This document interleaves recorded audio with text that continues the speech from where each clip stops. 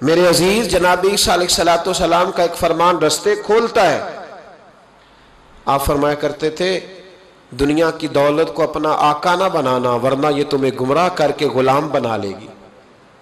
اسے کبھی بھی اپنا آقا، کچھ لوگوں کا دین ایمان سب کچھ معاذ اللہ دولت بن گئی، سب کچھ بے قدراں کچھ قدر نہ جاتی، کیتی خوب تسلی ہو۔ ایک درویش نے شکوہ کیا، کہتا میں دین بتاتا رہا پر لوگوں نے میری قدر نہ کی، میرے ساتھ کھڑے دنیا دار کی قدر کی۔ بے قدراں کچھ قدر نہ جاتی، کیتی خوب تسلی ہو۔ اے دنیا دار پجاری زر دے، کتیاں دے گل ٹلی ہو۔ بک بک روشن اکھیاں ویکھنا، ویکھ حویلی کلی ہو۔ تے کوچ نصیر اساں جدوں کیتی پہ جانی تھر تھلی ہو۔ ساری زندگی دولت کے پیچھے ہی بھاگتے رہے، تھکا دیا اس نے۔ انسان کا نفس چھوٹے بچے کی طرح ہے، اس کی ایک خواہش پوری کرو تو یہ دوسری مانگتا ہے، دوسری پوری کرو تو تیسری پوری کرو تو چوتھی۔ میں ابھی تھا کچھ دن پہلے پنجاب کا جو صحرائی علاقہ ہے، وہاں سے میں گزر رہا تھا تو میں نے جھونپڑیاں دیکھی۔ بچے کونے میں چلے گئے تو میں نے 2-4 اونٹ چرانے والے لوگوں کے پاس جا کے ان سے پوچھا کہ کیا حال ہے؟ کہنے لگے الحمدللہ۔ انہوں نے اس طرح کے کپڑے پہنے تھے جس طرح ہم کام پہ بھی کپڑے کام والے بھی نہیں پہنتے۔ ویسے دکھی ہیں سارے لوگ ہی، سارے پریشان ہیں، پیسے کوئی نہیں، لیکن وہ کپڑے ڈیوٹی پہ بھی جاتے وقت لوگ نہیں پہنتے جو ان بیچاروں نے پہنے تھے۔ تو میں نے ان سے پوچھا کہ صاحبو آپ کہاں رہتے ہیں؟ تو کہنے لگے یہ صحرا کے اس پار وہ سامنے جو جھونپڑیاں نظر آ رہی ہیں وہ ہمارے ہی گھر ہیں۔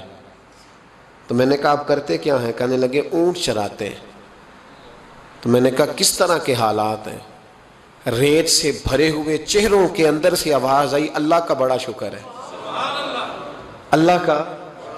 مجھے یوں لگ رہا تھا دنیا کے سب سے امیر لوگ یہ ہیں، یہ سب سے امیر لوگ ہیں، یہ خوشحال ترین طبقہ ہے جو اپنے پونے سے پہلے ریت جاڑتے ہیں، پھر روٹی نکال کے کھاتے ہیں، اور ہر وہ خشک اچار کے ساتھ جب وہ روٹی گلے میں ڈالتے ہیں تو ہر لقمے پہ بسم اللہ پڑھتے ہیں، اور وہ پانی پی کے تو 7 دفعہ کہتے ہیں یا اللہ تیرا، یا اللہ تیرا شکر ہے۔ تو جو کسی کی دعوت اڑانے جاتا ہے، ناراض نہ ہونا میں کھانے کا لفظ نہیں ادا کیا، جو کسی کی دعوت وہ آگے کہتا ہے میں دعوت اڑا کے آیا ہوں، وہ اس طرح اڑا کے آتا ہے کہ وہ اس نے جب کھانے سالن ڈالا ہے نا پلیٹ میں تو آخری کھانا سمجھ کے ڈالا ہے، اور اتنا ڈال لیا ہے کہ شاید 3 بندے بھی اور آ جائیں تو ختم نہ کر سکے، اور اس نے وہ کھایا ہے، اور کھا کر کے اس نے اس کو کھایا کم ہے، اور چونکہ اس نے کہا تھا میں اڑا کے آیا ہوں، اڑایا زیادہ ہے۔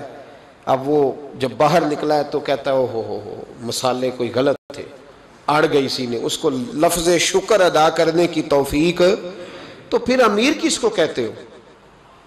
امیر تو وہ ہوا نا کہ جس کو اللہ نے جو دیا اس پر اس نے اللہ کا شکر ادا کر لیا، وہ دنیا کا سب سے امیر شخص ہوا نا میرے بھائی۔ تو یاد رکھیں یہ جو لالچ کی زندگی ہے، ہرس ہوس طمع، اس نے تو تباہی کر دی، تو مسائل اتنے زیادہ بنا دیے۔ کرپشن لالچ کی وجہ سے ہوتی ہے، ورنہ سرکاری ملازمین کی تنخواہ اس وقت ایسی نہیں ہے کہ جس میں گزارا نہ ہو سکے، ٹھیک ٹھاک گزارا ہوتا ہے۔ اسمبلی کے ممبران کے پاس اتنے الاؤنسز ہیں کہ آپ سوچ نہیں سکتے۔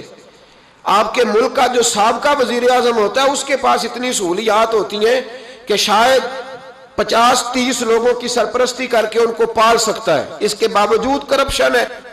بھوک کی وجہ سے نہیں ہے، لالچ کی وجہ سے۔ سود کا بازار کیوں گرم ہے؟ بھوک کی وجہ سے، لالچ کی وجہ سے۔ جس آدمی نے سود پر پیسے دیے مالدار تھا نا، تبھی سود پر دیے، تو کس لیے دیے اس نے؟ لالچ ہے۔ اس ملک میں معاذ اللہ تعالیٰ جو جسم فروشی تک کے دھندے ہیں وہ کس لیے ہیں؟ لالچ کی وجہ سے۔ لالچ گناہ کا دروازہ کھولتا ہے، لالچ جھوٹ کا دروازہ کھولتا ہے، کرپشن کا دروازہ کھولتا ہے۔ لالچ جو ہوتا ہے وہ ہر گناہ کی جڑ بن جاتا ہے۔